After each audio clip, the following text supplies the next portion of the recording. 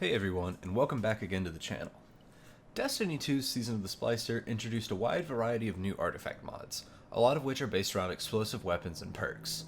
But the one I'm most excited to test out by far is the new artifact mod, Breach and Clear. In this video, I'm going to go over exactly what this mod does and why I think it might be one of the best seasonal artifact mods we've ever seen in Destiny 2. But before we begin, if you like what you see here, remember that a like and subscribe is always appreciated, and if you ever want to catch me live playing Destiny 2, feel free to check out my Twitch channel, which, as always, I've linked down below in the description. Let's get into it. Breach and Clear is the hot new seasonal artifact mod, but what exactly does it do? Breach and Clear is a 9-cost mod for your class item, and its description reads, when using a grenade launcher, damaging a boss, damaging a champion, or breaking a combatant's shield, reloads your stowed weapons and causes the combatant to take increased damage for a short duration. Based on this description alone, it's clear that this mod has really insane potential, but is it worth 9 energy on one of your armor pieces? Let's break down some numbers and find out. The first thing that should be noted is that by testing it against many different high health targets, the debuff is complied for a consistent 10 seconds across all targets that I was able to test this against. Let's start by establishing baseline for damage numbers from a given weapon. For this, I used my Long Shadow sniper rifle with no spec mods to establish a baseline damage value, which on the Servitor boss in the Exodus Garden 2A Lost Sector hit for a crit value of 19,305 damage. Then I started applying different debuffs to get numbers to compare for the debuff applied by Breach and Clear.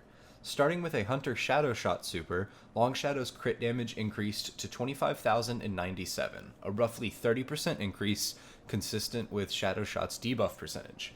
Next, I decided to test Divinity, since it has become the gold standard for raid boss DPS debuffs. A crit from Long Shadow produced the same damage of 25,097, also consistent with Divinity's 30% debuff. Now that I've set the bar for what the established damage debuffs are capable of doing, let's see what we get when we try out Breach and Clear's damage debuff instead. Shooting the same Servitor boss with Salvager Salvo and then following up with a crit from our Long Shadow, we hit for the exact same value of 25,097. Breach and Clear provides the exact same debuff as both Shadow Shot and Divinity. Why is this a big deal? Well, first off, Divinity will require your fire team to move one player off of dedicated DPS loadouts and onto Divinity, which will buff the overall damage of the fire team compared to 6 players firing with no debuff, but with something like Breach and Clear, you can give your fire team a better damage output than would otherwise be possible, since you can use your grenade launcher to apply the debuff to a boss, swap to a different weapon for damage, and then right as the 10 seconds of bonus damage ends, you can fire another grenade to reapply the debuff. This will then reload all your stowed weapons, and then you can rinse and repeat. This applies to all grenade launchers, legendary and exotic, special and heavy. It's also better than Shadow Shot for boss damage in my opinion, because while Shadow Shot is good and it does not require you to move one guy off of dedicated DPS like Divinity does, that player is then able to do damage with something like a Golden Gun using either Celestial Nighthawk or the new Star Eater scales, which can do even more damage than Celestial Nighthawk.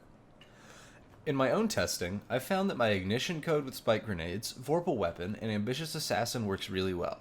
I can kill a red bar before the DPS phase, reload to activate Ambitious Assassin for 2 grenades in the mag, then pop one on the boss at the start of DPS to apply the buff before swapping to my DPS weapon, then swapping back and firing the second grenade to reapply the buff as the first 10 seconds ends.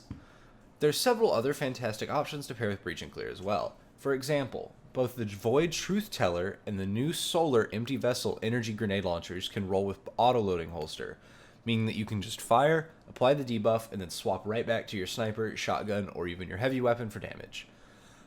Autoloading holster will then reload your weapon after a couple seconds, and when the 10 seconds ends, you can pull it out, fire again, and switch back. The Void Waveframe grenade launcher, Deafening Whisper, can also make use of Breach and Clear, and even pair it with the seasonal Warmind's Decree mod, allowing Void Splash damage to gain a chance to create a Warmind cell. The exotic kinetic grenade launcher Witherhoard can also take advantage of the auto-loading holster perk that it gains when its catalyst is completed, and it's also able to apply Breach and Clear's buff to its own tick damage, although its own tick damage does not appear to refresh the duration of the debuff.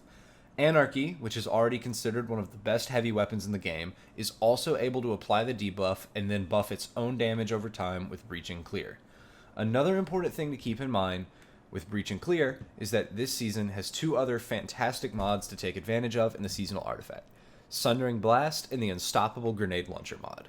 Unstoppable Grenade Launcher will likely be really strong in any of the Grandmaster Nightfalls that feature unstoppable champions later this season, especially since Anarchy, one of the best weapons for Grandmaster Nightfalls, will be able to stun unstoppable champions, and with Breach and Clear, also apply a 30% debuff to them.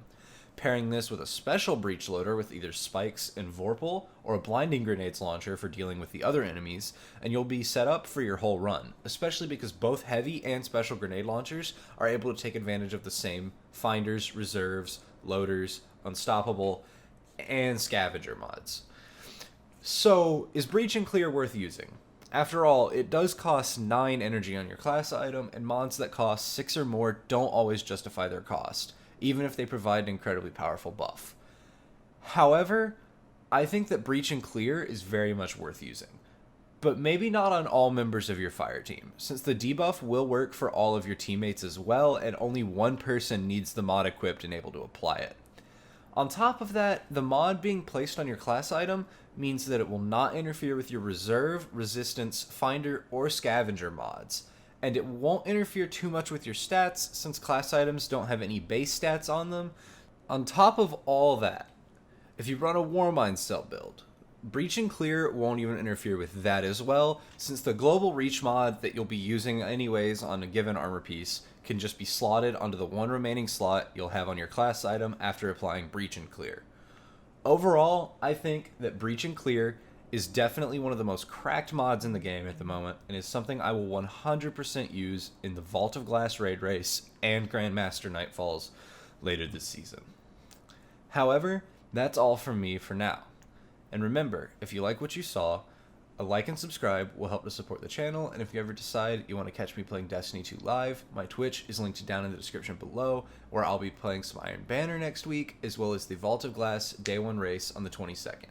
See y'all in the next one. Peace.